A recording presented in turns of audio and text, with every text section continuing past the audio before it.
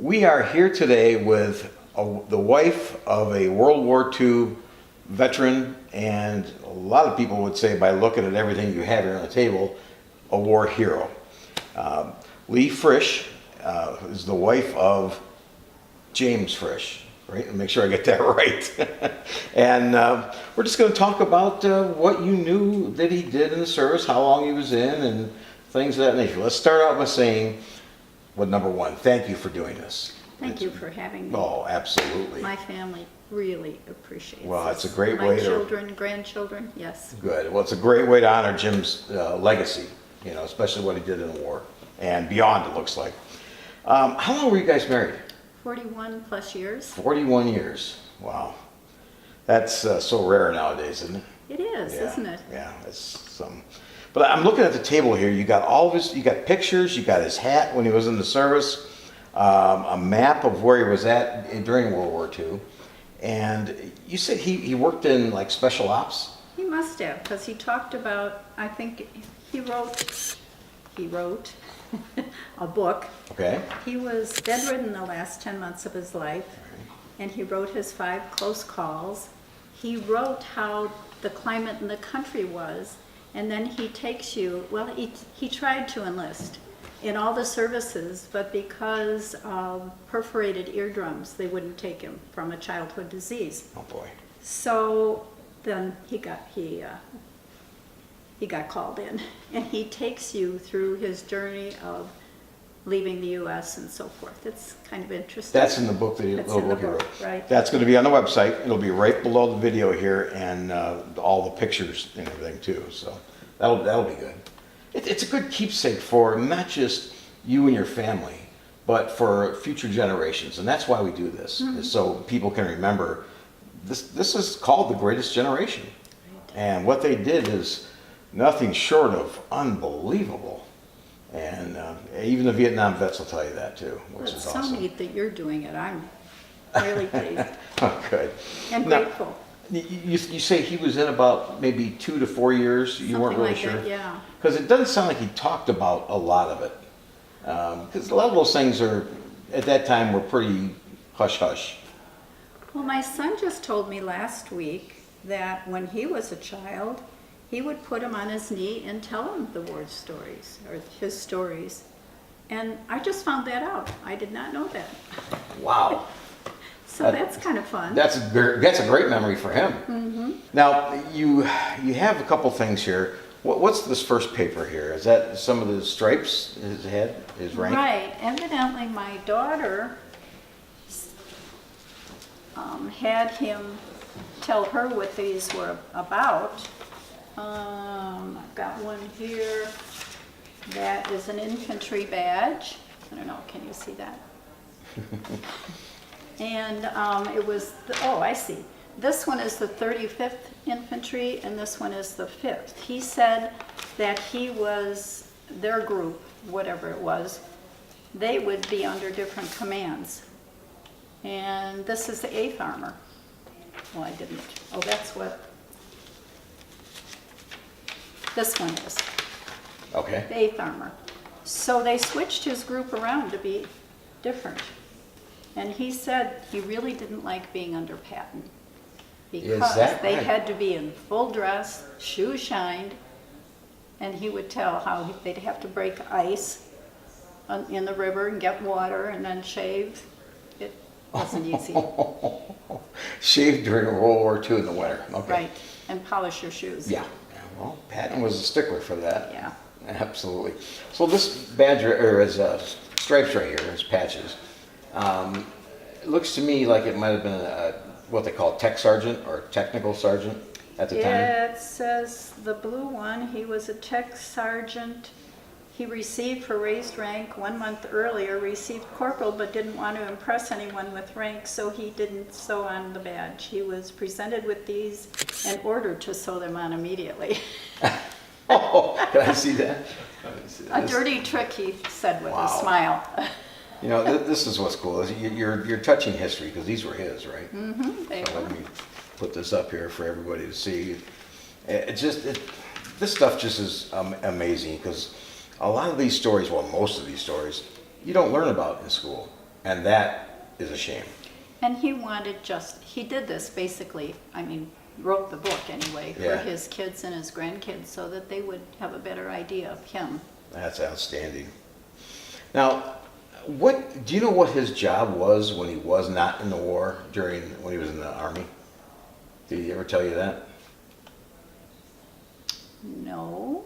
I had an angel reading, if you want to know about that. Sure. She said that he had been in many wars before, and he was always a medic. And he was in with, and she named it, and it was his sergeant, which gave me goosebumps. Oh, wow. Wow. And then he took us up to meet him in Minnesota, so that was really cool. After the reading? Yeah, you're right. Wow. No, actually, it was before the reading. So. Okay. And this person who did the angel reading had no way of knowing. No way of knowing because he was already gone. Oh, my goodness. All right. I'm going to reach across here and grab a couple things. This right here was Shriners Hospital for Children. You said he did work with kids or make contributions. What was this one for? Do you He remember? was a Shriner, and he was just so proud of being a Shriner for helping all these kids in hospitals where it's all volunteer. They can't pay any money, which is really, really neat. Awesome. Really. Well, I'm glad I asked because that's important to be a Shriner. Absolutely.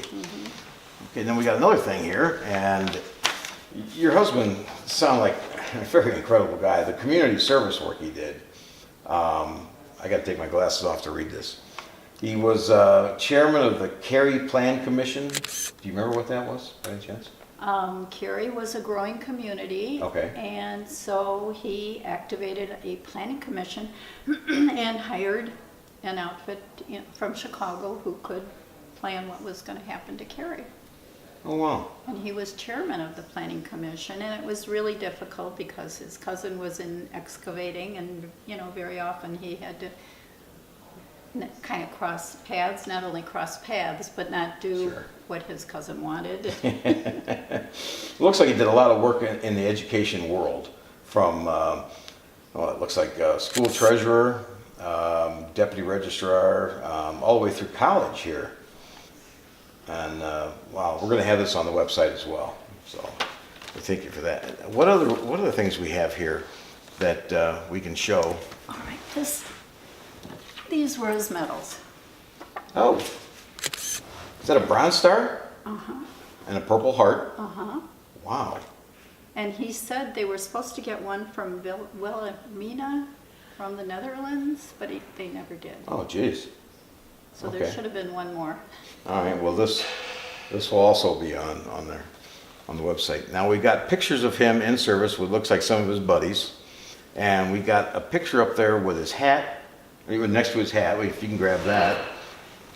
And I really have no knowledge of that, but I just thought it was kind of interesting. The boys must have been celebrating. they obviously are celebrating because they've captured the German flag with a swastika on it. So do you know which one is your husband by any chance? Let's see.